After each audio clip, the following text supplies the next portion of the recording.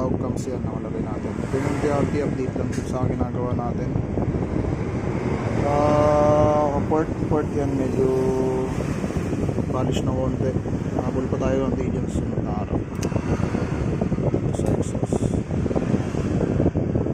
polish.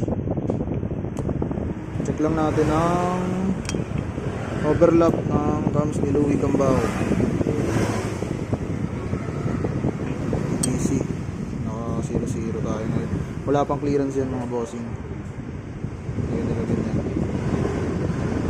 dahil sa exhaust. Yan ang maximum valve niyan mga boss, sa exhaust.